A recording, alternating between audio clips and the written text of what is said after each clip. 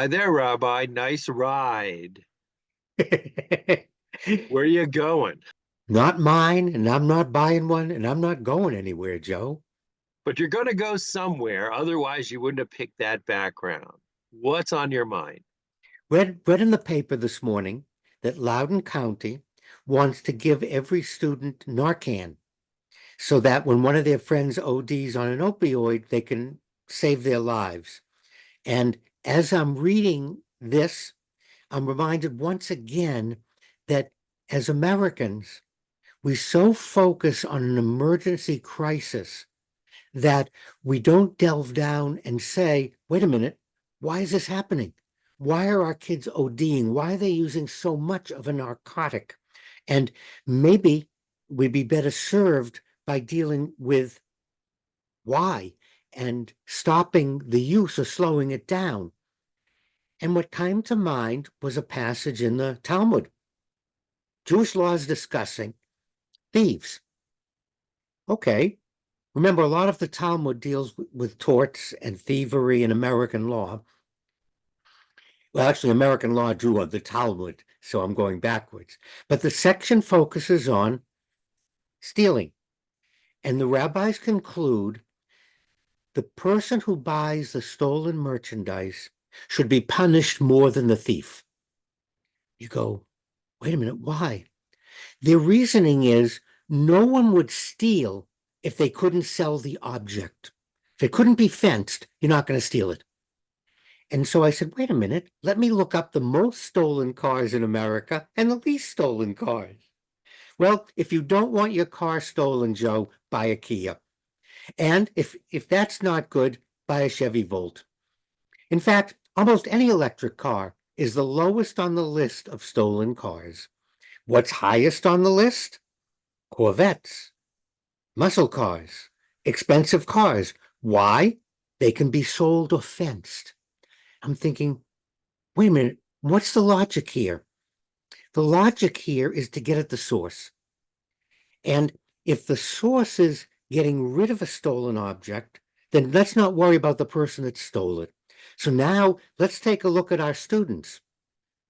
Instead of giving them Narcan, why don't we put more money into programming, into counselors, into therapy, into research, and start getting at why our students are using so many drugs that we need to provide them with something to keep them from dying. It's the same reasoning.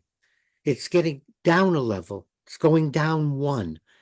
And I think the analogy works perfectly, Joe, but I think that's part of an American mentality is to be crisis oriented, to fix something on the surface, but not put the money or resources to stop it from happening, which, by the way, turns out to be less expensive. Well, isn't making Narcan available to students because they're the ones that are going to be nearest to the users a preventative measure? I mean, isn't it similar to having fire hydrants on city streets so that you can put out a fire in case the house gets Exactly. this? That's a great analogy. But the fire hydrant doesn't stop a fire from happening. And we think that by giving our students Narcan, that's going to solve the problem. Fire hydrants don't solve the problem of fires. Smoke detectors don't solve the problem. They get us out in time. But then we have to look at the building. Is the building safe? Does it have fire retardants? What are the materials? Where are the exits? There's more than just having a fire hydrant, Joe. The problem being Loudoun County isn't putting money into anything except equipping our students with fire hydrants.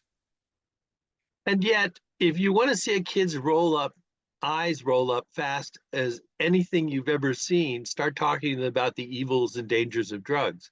I'm not talking Because about evils or dangers of drugs, Joe. That's not what I'm talking about. I'm talking about why our students are turning to it. Is it stress? Is it the media? Is it politicians? For whatever it might be, let's start helping our students cope with the environment they're in so they don't choose a very bad option. That's the goal. The worst thing in the world is anything that promotes how bad something is. That never has worked, so we don't want to put money into that.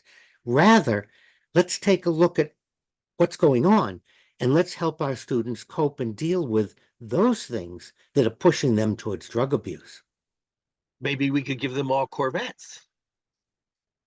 Well, I'm not sure it's that simple an answer, Rabbi, but I understand your reasoning and I appreciate it, as I do you. Thank you, as always, for your wisdom. And I will go over to Loudoun County and I will let them know what you're thinking. And by the way, Joe, it is rather easy. We have X number of dollars.